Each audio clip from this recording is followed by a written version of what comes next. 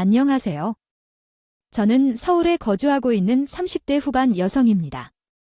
평범한 삶을 살 줄로만 알았던 저였는데 어쩌다 보니 사연이 생긴 사람이 되었습니다. TV를 보면 항상 저런 일을 당하는 사람들은 왜 바보같이 당하는지 궁금했는데 직접 그 상황 속의 주인공이 되다 보니 스스로가 무슨 일을 하고 있는지 모르는 것 같습니다. 다행히도 구렁텅이에 빠질 뻔한 저를 구해준 사람 덕분에 지금은 행복한 삶을 살고 있지만 아직도 그때를 생각하면 아찔하기만 합니다. 이야기를 해볼까 합니다. 어쩌면 제가 이 자리를 빌려 이야기함으로써 저와 같은 일을 겪지 않게 방지하는 데 도움이 될 수 있을지 모르니까요. 과거에 저에게 일어난 일이라면 이야기해보도록 하겠습니다. 지금부터 말해보겠습니다. 전 집안 형편, 외모, 학벌 등이 모두 중간 이하였던 사람이었습니다. 학창 시절에도 이런 에피소드 하나 없이 아주 평범함의 극치인 삶을 살았죠. 그렇다고 우여곡절이 많은 삶을 원한 것도 아니었기 때문에 대체적으로 제 삶을 만족하며 살았어요. 대학 수능을 마치고 대학교에 입학하게 된 저는 친구들과 함께 가게 된 술집에서 한 남자 친구들과 자리를 합하게 되었어요. 운명적인 만남은 남의 이야기라고 생각해서 그러던 중 그날 자리를 함께 했던 남자친구들 중 한 명이 제 관심을 끌었습니다. 이성적인 감정 없이 편안히 즐기고 있었던 그들과 그만의 운명적인 만남을 경험하게 되었죠. 친구들에게 전화번호를 받아 저에게 연락을 해왔습니다. 함께 했던 이성에게 연락이 온다는 것이 무엇을 의미하는지 알았지만 일부러 남자의 마음을 모르는 척했어요. 괜히 저를 해서 실망하는 건 싫으니까요. 또한 남자친구의 외모에 관심을 보이는 저를 좋아한다고 생각하기에는 너무 잘생긴 남자친구였죠.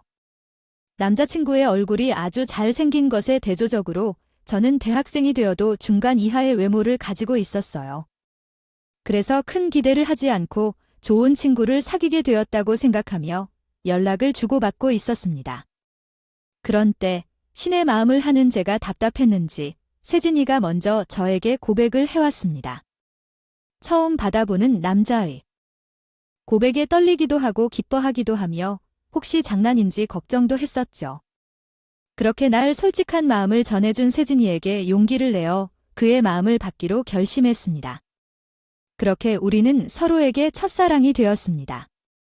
우리의 사랑은 정말 행복한 것이었어요. 항상 드라마나 소설 속에서만 보던 연애의 환상을 실제로 경험하게 만들어준 세진이와 함께였기 때문이죠. 그의 잘생긴 외모로 어디를 가나 주목을 받는 세진이에게 사랑을 받으며 주변 사람들의 부러움도 샀습니다. 나 또한 세진이에게 좋은 여자친구가 되기 위해 노력을 많이 했어요. 그래서 아무런 다툼도 없이 행복한 생활을 보냈습니다. 연애를 즐길 수 있던 그동안 세진이가 군대에 입대할 시기가 되었습니다. 이는 우리 커플의 첫 번째 위기였죠. 주변 친구들은 모두 군대에 가는 남자친구를 기다리는 것은 바람직하지 않다며 대부분 고무신을 자청한 사람을 말해줬어요. 약 2년이라는 기간 동안 기다려주다가 헤어지는 것이 나에게만 손해라고 말했어요. 하지만 그때의 나는 세진이를 믿고 있었습니다. 우리 사랑이 그 정도로 쉽사리 흔들릴 수 없다고 생각했기 때문이죠. 그래서 남자친구의 군 생활 동안 고무신으로 기다렸어요. 그리고 인연이 조금 멀어지는 동안이었지만 다시 만나 저녁을 보내며 행복한 연애를 이어나가게 됐습니다. 결국 우리는 언젠가 만났던 20살 때 20살 중반이 되었습니다. 대학을 졸업하고 남자친구보다 먼저 사회생활을 시작한 저는 남자친구의 취업을 도우며 연애를 이어가게 되었습니다. 주머니 사정이 넉넉해지고 연애 비용을 부담하며 남자친구가 학교 생활에 적응하고 취업을 잘할 수 있도록 내조를 하고 있었죠. 그런데 한 명이 초년생 직장인이고 다른 한 명이 복학 대학생이어서 생활 패턴도 만날 수 있는 시간도 어긋나기 시작했어요. 과거에는 매일 데이트를 할 수 있었던 것이 이제는 일주일 전에 만날 수 있는 약속 시간을 정해도 확신할 수 없는 정도였죠. 게다가 여러 잘생긴 세진이를 눈여겨보는 여자들도 많아졌습니다. 세진이가 눈여겨보는 것 같았죠. 아니라고 생각했지만 여자친구 입장에서는 세진이가 여자 후배들에게 둘러싸여 있는 모습을 보면서 항상 노심초사했어요. 저 혼자 이런 애를 어쩌지, 혹은 이러한 애를 태웠다고 생각했죠. 세진이는 자신이어서 다른 여자들에게는 호감을 보이지 않으니 이성적으로 볼 여성들이라도 그에게 관심을 느끼지 않는다고 말했지만 여성들에게 일관되게 친절한 행동을 보이는 세진이의 모습도 마음에 들지 않았습니다. 그래서 왜 밤늦게 후배가 고마워한다는 전화를 걸어왔는지 의아해했어요. 그건 내가 학과에서 도와준 것 때문이야 라는 말을 듣고 그렇게 전화한 걸까요? 내일 또 학교에서 볼 거 아니야 라고 했는데 그렇다면 왜 늦은 밤에 전화를 했는지 이해가 가지 않았습니다. 뿐만 아니라 아무리 후배라고 해도 제 앞에서 이 시간에 여자랑 웃으면서 통화하는 것은 적절하지 않다고 생각했어요. 여자친구랑 함께 있을 때여도 한마디 통화하는 것보다는 예의가 있어야 한다고 생각합니다. 전화를 빨리 끊어도 되는 거야? 그냥 후배 때문에 통화한 거야? 얘가 나를 좋아한다고 해도 난 얘한테 관심이 없어. 내 입장에서는 그게 아니거든. 요즘에는 서로 시간도 안 맞아서 잘 만나지도 못하는데 너를 좋아한다고 하는 여자들이 내 곁에 있다고 하면 어떨지 마음이 편할까? 다른 사람이 날 좋아하든 말든 그게 뭐가 중요해? 내가 너만 좋아하는 게 중요한 거지? 이런 걸로 우리 다투지 말자. 우리 오랜만에 보는 거잖아. 내가 할 말이야.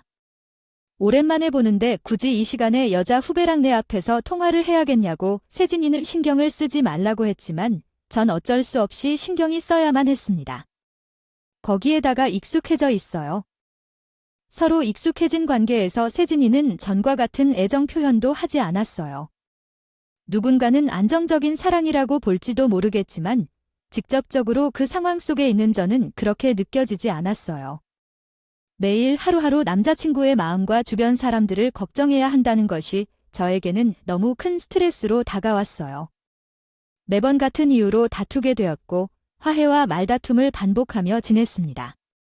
그러던 중 한 여자 문제로 인해 다시 큰 말다툼을 벌였고 우리는 모두 반복되는 다툼에 지쳐 헤어지게 되었어요. 세진이와 20대 시절 거의 모든 시간을 함께 보냈기 때문에 헤어진 후의 여운도 오랫동안 이어져야 했어요. 그 여운에서 조금이라도 빨리 벗어나고 싶었습니다. 벗어나기 위해 쫓기듯이 친구와 가족들과 얼리게 만난더니 시간이 조금이나마 소요되었지만 다시 평범한 일상을 보낼 수 있었어요. 중간중간 세진이가 찾아와 다시 만나자고 해서 더 많은 시간이 소요되었지만 세진이의 말에 흔들리기도 했어요. 세진이와 사귀던 때는 정말 행복했었지만 세진이를 좋아하는 여자들 때문에 불안했던 시기는 잊을 수 없었어요. 혼자서 쏘가리를 하는 연애는 더 이상 하고 싶지 않았기 때문에 세진이의 다시 한 번의 접근을 거절하고 차갑게 돌려보냈어요. 그러나 세진이를 잊으려고 노력하는 사이에 어느새 주변에서 결혼을 하는 친구들이 많아지고 있었습니다. 그러다 보니 부모님 눈치를 볼 수밖에 없었죠. 따로 결혼에 대해 언급은 하지 않으셨지만 저 스스로 결혼이라는 압박감을 받을 수밖에 없었습니다. 결혼을 떠나서 절을 하고 싶었지만 나이가 들어 남자를 만나는 일은 쉬운 일이 아니었어요. 과거에 대학교를 다닐 때처럼 남자들과 편하게 어울릴 만한 환경이 되지 않았고 남자를 만날 용기도 쉽게 생기지 않았죠. 그러던 중 우연히 한 남자를 만나게 되었어요. 퇴근을 하고 집으로 돌아가던 도중 접촉 사고가 생겼습니다. 제 실수였죠. 운전면허를 따고 나서 사고가 난 건 처음이어서 당황하여 어떻게 해야 할지 모르는 저에게 피해 차량 운전자분께서는 괜찮다며 웃음을 보였습니다. 오히려 저를 진정시켜 주셨죠. 피해 차량 운전자분께서는 당황하고 있는 저를 대신해 보험도 처리해 주셨습니다. 감사하기도 하고 혹시 나중에 몸에 문제가 발견되지 않을까 싶어 먼저 휴대폰 번호를 드리게 되었습니다. 처음에는 사고에 관해 연락을 하고 몸 상태 정도를 여쭤보며 연락을 하게 되었는데 대화를 하다 보니 개인적인 이야기도 나누게 되고 직접 만남도 가지게 되었어요. 그러다 몇 차례 만남을 가진 뒤로 남성분께서 저에게 호감을 나타내셨고 저도 나쁘지 않은 첫인상 때문인지 저에게 호감을 표하는 승학 씨가 싫지 않았습니다. 그래서 몇 차례 더 서로에게 호감을 가진 것을 알고 만나게 되었어요. 승학 씨가 먼저 고백을 해왔지만 저는 조금 더 조심스럽게 시작하기를 희망했습니다. 연애가 오랜만이라는 점과 결혼을 고려해야 할 나이라는 점으로 더 조심스러워졌거든요. 제 대답이 거절로 받아들여질 수 있는 점에 대해 승학 씨는 괜찮다며 제 뜻을 존중해 주었어요. 그런 후 천천히 서로를 알아가면서 연애를 시작했어요. 본격적인 연애는 아니었지만 승학 씨는 제 취향을 맞춰가며 또한 헌신적인 모습으로 자신의 마음을 표현해 주었어요. 그런 모습을 보니 그가 잠깐의 호감을 인위적으로 보여주는 것이 아니라는 판단을 내렸어요. 그렇기에 승학 씨와 본격적으로 관계를 이어가기로 했습니다. 연애를 시작했고 우리는 연인이 되었습니다.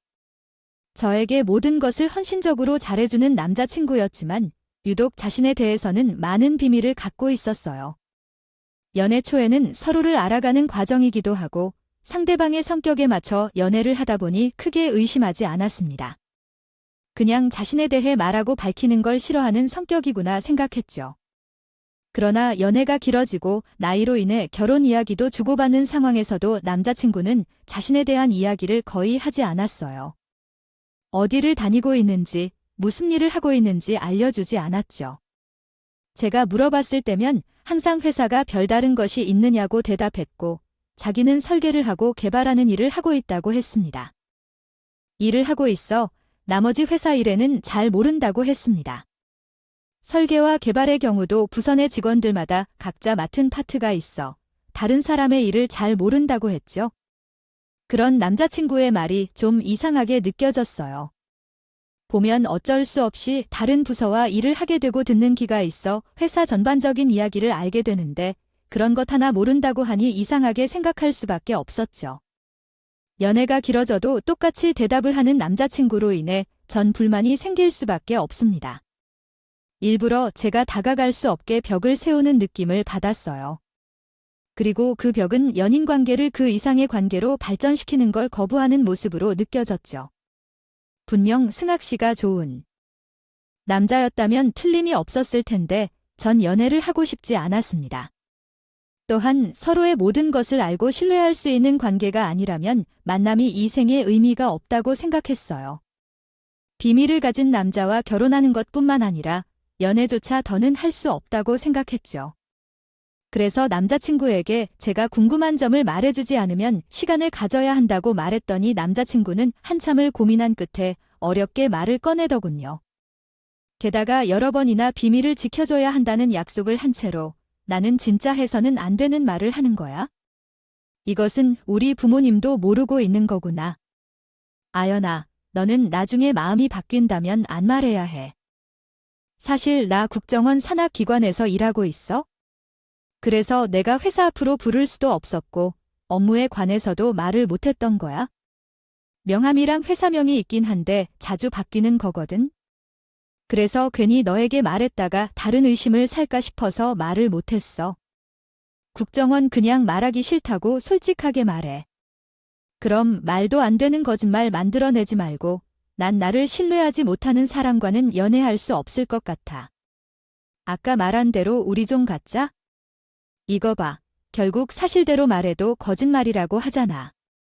기다려봐. 내가 거짓말이 아니라는 거 확인시켜 줄 테니까. 남자친구의 항당 무게한 말에 당연히 거짓으로 한 말이라 생각했습니다. 그런데 오히려 남자친구가 억울하다며 팔짝 뛰더라고요. 그러더니 저에게 자신의 말이 사실임을 증명할 수 있는 증거를 가지고 오겠다고 했습니다. 바로 주민등록 초본이 있어요. 평범한 초본과는 다른 점이 눈에 띄게 있었습니다. 공란 밑에 NIS 보안 등급 지정됨이라는 문장이 써져 있었죠. 사실 그것이 무엇인지도 저는 잘 몰랐습니다.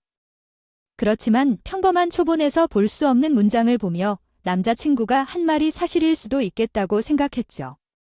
나라에서 발급하는 공문서에 보안 등급이라고 적혀 있는데 나을 만한 직업이 뭐가 있을까요? 그 초본을 보고 이어진 남자친구의 말을 듣고는 남자친구의 직업을 믿을 수밖에 없었죠.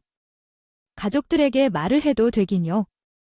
그렇게까지 말하는 남자친구의 진심을 믿어줘. 말을 안 믿을 수 없었습니다.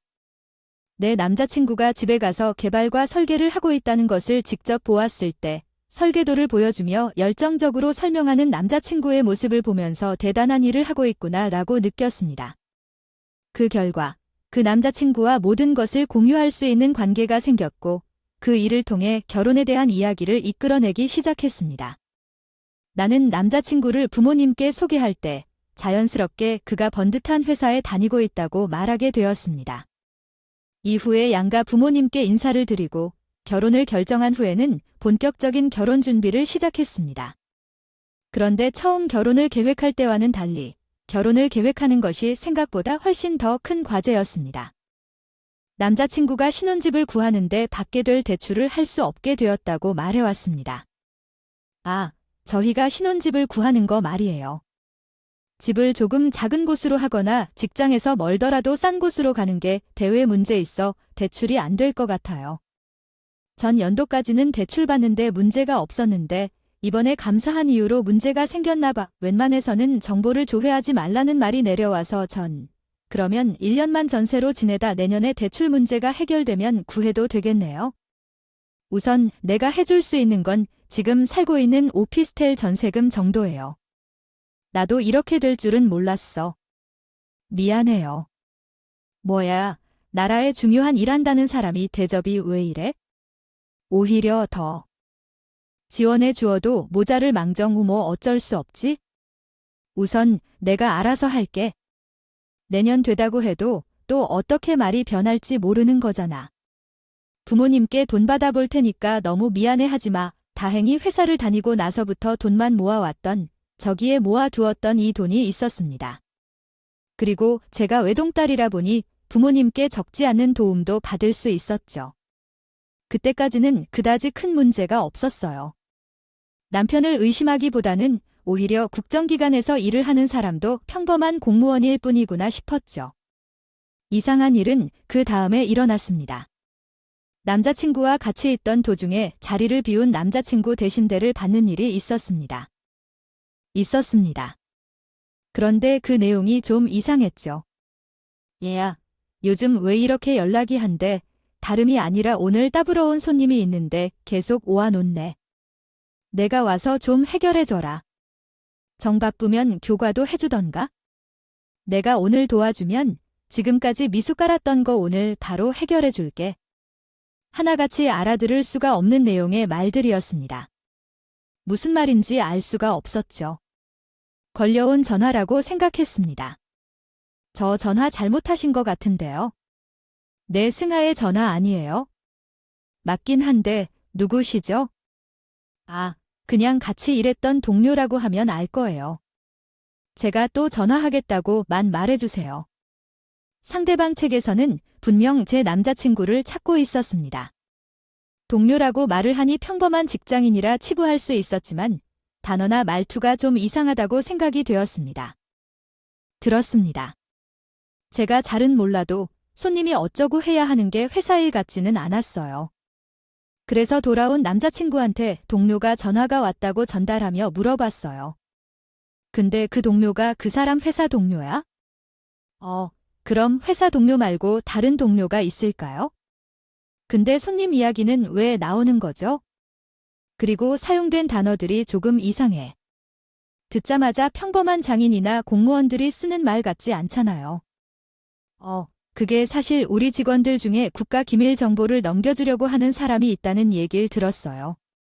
그 사람이 자주 드나드는 곳에 우리 쪽 사람들이 좀 심었대요.